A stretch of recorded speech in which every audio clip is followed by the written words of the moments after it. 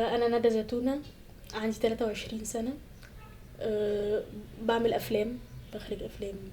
قبل 25 يناير كنت عايشه حياتي العاديه، يعني بعمل افلام يعني بدرس حياتي العاديه جدا، يعني ملهاش اي علاقه بالسياسه خالص. يعني واللي هو البلد خلاص رايحه فين، رايحه يمين، مش مهم يعني. في قوقعه كده داخل نفسي خالص. اصلا عبال ما استوعب يعني ايه حد من اصحابنا يموت مقتول، كانت فكره غريبه شويه يعني. بغض النظر عن وسائل موتهم او وسائل حبسهم، وطبعا كتير قوي اتحبسوا من اصحابي اللي هم كانوا لسه قاعدين معايا من كام يوم. فلا يعني، فلا انا ما افهمش حاجه زي كده وما استوعبهاش، وشيء تماما جديد. فاللي هو لا، انا مش طالعه البيت تاني. وقعدت في الميدان، وما بتتصل بيا بقول لها ان انا في اي حته. طبعا كنت بكدب عليها، وما كنتش ببات كل يوم. الايام اللي بقدر فيها اروح عند حد من اصحابي، كنا كلنا مهتمين ان احنا نبات مع بعض. انا طول عمري عايشه في العاصمه، تمام، في القاهره. فدايما كان بيتسأل السؤال، حتى لو مش ليا انا، لاخواتي او واختي، حد مثلا بنت محجبه شكلها مصري جدا وبتاع، بيتسأل لها برضو انتي مصريه ولا مش مصريه. فحسيت ان المصريين او الناس هنا ناسين ان في جزء في الخريطه كده اسمه اسوان، من اول الاقصر، من اول الصعيد على فكره يعني. ناسين وخلاص، ده مش من مصر. يا اما بيقولوا ايه ده انتي من سودانيه، ايه ده انتي من حته تانية، من دوله تانية. فاللي هو لا، احنا مصريين، احنا مصر. و- فده كان حسسني اكتر في السنوات في حياتي عموما ان انا مش قادره انتمي لمصر قوي. طب ما عشان اهلها كلهم بيعاملوني يعني انا مش من مصر. فهو بدات اسال، هو احنا منين، هو احنا تبع مين. مساله العنصر، ان في عنصريه في مصر، في الشعب المصري يعني تجاه اهل النوبه او لا. صراحه في طبعا عنصريه كبيره جدا، عنصريه اجتماعيه وعنصريه سياسيه. ان وده موضوع يطول شرحه يعني، في مساله الاقصاء السياسي اللي حصل لاهالي الجنوب او للنوبيين عموما بعد موضوع السد. ان حصل اقصاء سياسي واقصاء اجتماعي عشان الناس دول ما يرجعوش يطالبوا بحقوقهم في الارض تاني، الارض اللي اتاخدت منهم بدون اي مقابل. عشان الناس دي تهجروا من بيوتهم، وغرق زرعهم واراضيهم وضاعت. وتم تعمد ان الناس دي تاريخهم يتمحي، وحتى لغتهم بتضيع. وطبعا التهمة الفظيعة اللي اتلزقت فيهم، يعني هي افتراء جدا، تهمة انهم عايزين ينفصلوا عن مصر. وسياسيا بدأ الموضوع ده يروج له بشكل كبير عشان ما يقدروش يتكلموا في الحقوق ديت، لان لو اتكلموا فيها يبقى انتوا بقى عايزين تنفصلوا من مصر. فيبقى في فرق ما بين ان الناس النوبيين دول اللي في اخر البتاع عايزين يعملوا فرق في مصر، عايزين يقسموا البلد وبتاع، وده مش حقيقي. يعني ان ازاي بالعقل كده احنا عايزين ننفصل عن ارض، عن مصر، وهي بتاعتنا اساسا، هي ارضنا اساسا من العصر الحجري القديم، قبل حتى العصر الفرعوني ما يبدا. دي ارضنا جدا يعني. هو بعد الثوره يعني، على مساله الجنوب، ان الناس اللي هم النشطاء النوبيين او اللي هم بداوا تاني يطالبوا بحقوقهم، خلاص بقى يعني الثوره حصلت وكل الناس، والنظام القديم وقع وكل الناس هتاخد حقوقها، وان في عدل. فبداوا تاني يطالبوا بالموضوع ده، وده حصل فعلا، حصل مظاهرات وبتاع. فالحاكم العسكري هناك طبعا قمع المظاهرات دي جدا. يعني على المستوى السياسي بقى، المستوى الاجتماعي، يا جماعه بلاش نطالب بالمواضيع دي دلوقتي، وان دوت امر عاجل، امر يعني ممكن ناجله، وبلاش ندخل معركه بدون معترك. الجمله الشهيره بتاعت كل الناس اللي عايزه تحط راسها في الرمله، اللي هو ده بمنطق ان ده مش وقته. فاذا يبقى اي قضيه هتتفتح يبقى ده مش وقتها. يعني حقوق الستات يبقى ده مش وقتها، حقوق النوبيين ده مش وقتها، حقوق البدو يبقى مش ده وقتهم. وده مش صح يعني، ده مش صح. كل حاجه وقتها، ده وقتها على فكرة، بالمناسبة ده وقتها بعد ما اتقبض عليا وطلعت، بيبقى في حاجة كده، حاجز خوف اتكسر خلاص. و... و... وده لاحظته ما يعني نفسيا، انا بقيت اقوى خلاص، ما بقيتش خاف منهم زي الاول، بل بالعكس، هم او الكيان ده، هم مش اشخاص، هو كيان او نظام عنيف تجاهي او تجاه الشعب يعني. ما بقاش بهذا يعني بجد هم بقوا يصعبوا عليا، لو قادره اقول كده، هم بقوا يصعبوا عليا لان هم نفسيا مشوهين. ان انا قعدت احلل ده نفسيا عشان استوعب اللي حصل، يعني ازاي هم كانوا بيتعاملوا معانا، ازاي هم كانوا مش عارفين، فقدوا التمييز، قدرة على التمييز ما بين الصح والغلط، فقدوا التمييز على تقييمنا،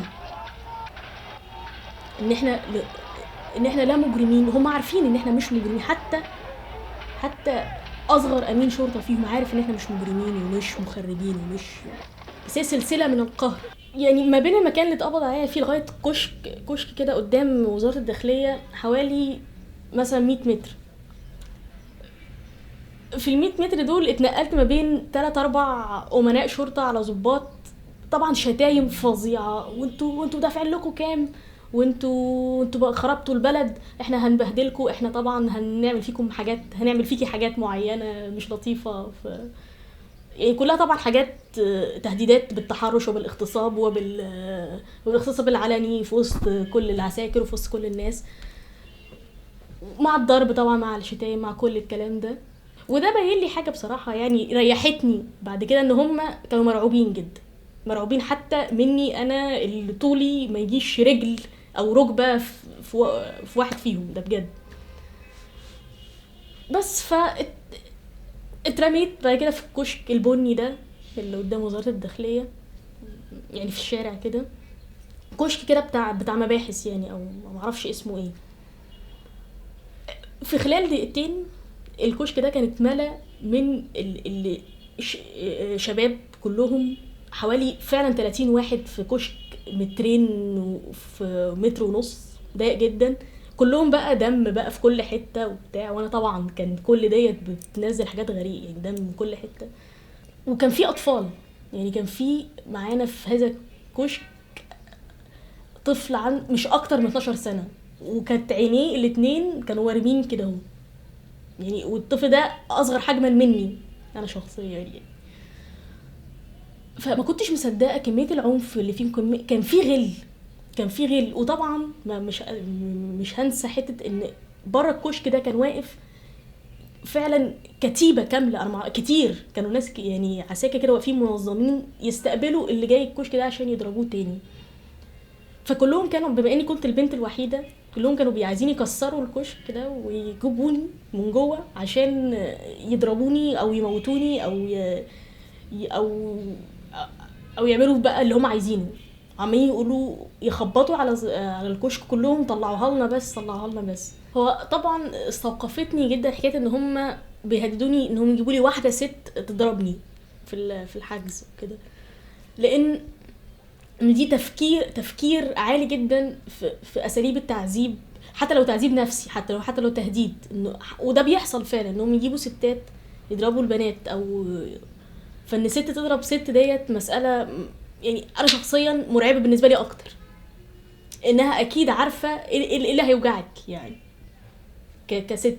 الاضرار بالمنشآت العامه والتسبب في موت او قتل افراد الامن المركزي وضباط الشرطه، وحيازه اسلحه بيضاء واسلحه ناريه وحيازه مفرقعات وحرق.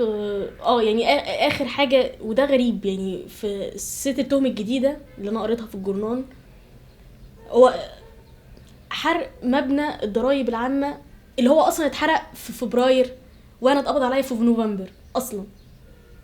ما علينا. فالمهم كانت وان انا اشتركت انا و5 من زمايلي في ان احنا نروح نحرق وزاره الداخليه، وان انا اتمسكت متلبسه وده كان مضحك جدا. اتمسكت متلبسه وانا بحرق سياره شرطه، واتمسكت متلبسه مع 5 من زمايلي فوق الجامعه الامريكيه بنحرق وزاره الداخليه. فاللي هو يا نهار ابيض ايه الخيال ده، ايه الخيال الجامد ده.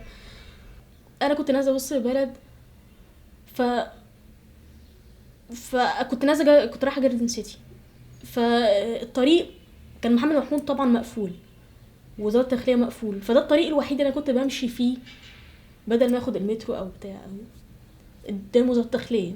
فصممت انا مع ناس فجاه كده، وانا ساعتها ما كانش معايا بطاقه، ما كانش ان هم خدوا بطاقتي ورموها، ما كانش معايا اي حاجه تثبت شخصيتي.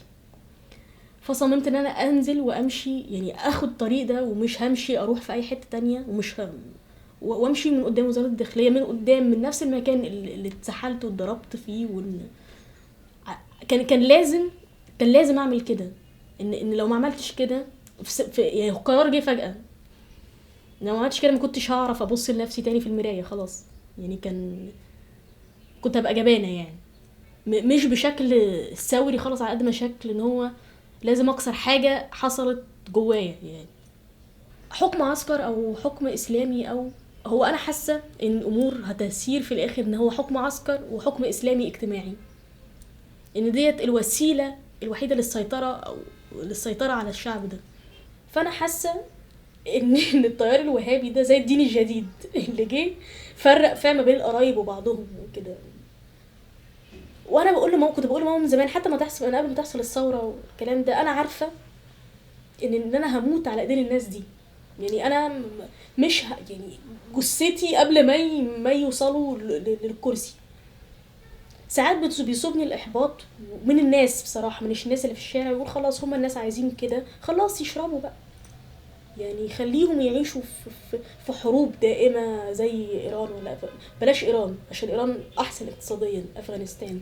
ان احنا مش هنبقى لا زي السعوديه ولا زي ايران، احنا بلد فقيره، فهنبقى زي افغانستان بس. يعني هحاربهم طبعا، يعني بكل ما اوتيت من قوه، ان دول بالظبط بالنسبه لي زي يعني شعوري ناحيه الشرطه بالظبط، بكرههم زي الشرطه بالظبط، يمكن اكتر كمان.